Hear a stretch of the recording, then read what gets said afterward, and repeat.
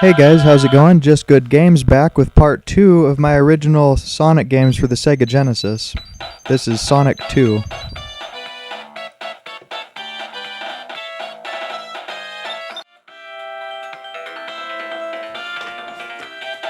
This game was released in 1992 for the Sega Genesis and sold over 6 million copies, making it one of the most popular games on the system ever.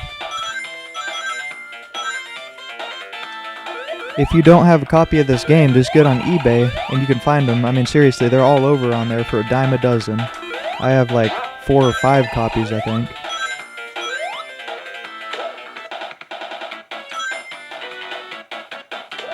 This game was the second in the series, and as such, it has some improvements over the first. The gameplay seems to be faster for one, the backgrounds seem to scroll a little better with you, and the backgrounds themselves are animated better, and they're more detailed, as well as the foreground that you're actually playing in is a lot better too.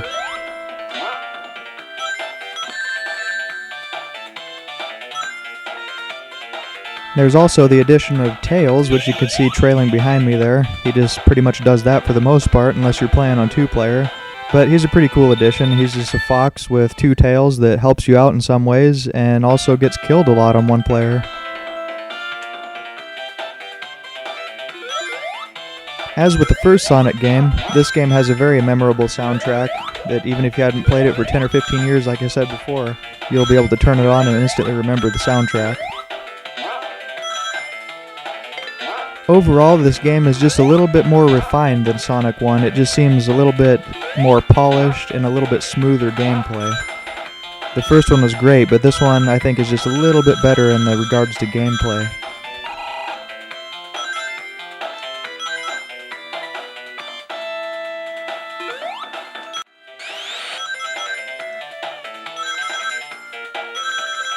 I was just thinking, wouldn't you think that a fox and a hedgehog would be like natural enemies? Seems like the fox would always be trying to eat the hedgehog.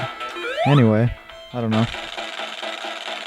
And what Sonic game would be complete without Dr. Robotnik in some sort of crazy scientist vehicle? If you've watched my GoldenEye for the Nintendo 64 review, you know that generally we just don't trust scientists anyway.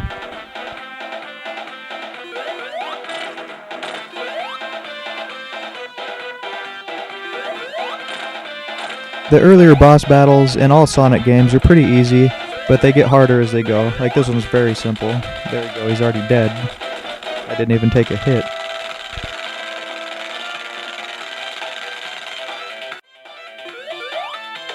And freeing the little furry buddies, because that's cool. And apparently Tails gets really psyched about this because he just jumps out of control.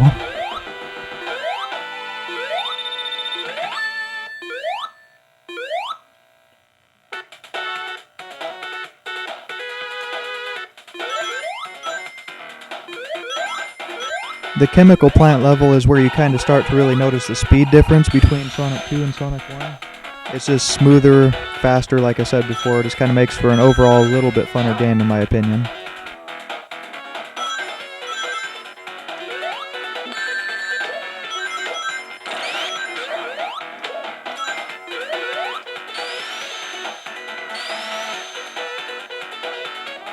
After selling so many copies of the Sonic 1 game, I think the designers in Sega knew that they were onto something good, so they just kept the franchise going with this and the other 2.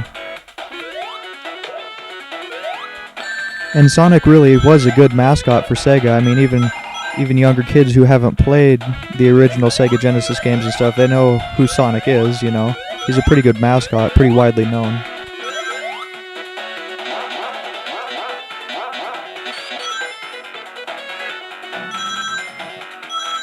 Thank God for that blast processing in the Sega Genesis, huh? Whatever blast processing is. Maybe someday somebody will figure that out.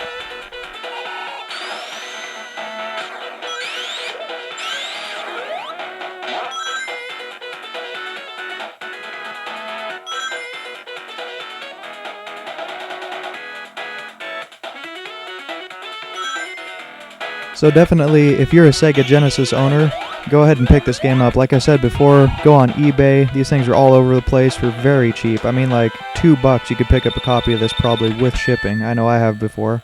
So go ahead and do that if you don't have a copy of this already, because it's... Don't forget to stay around for part 3, where we take a look at Sonic 3.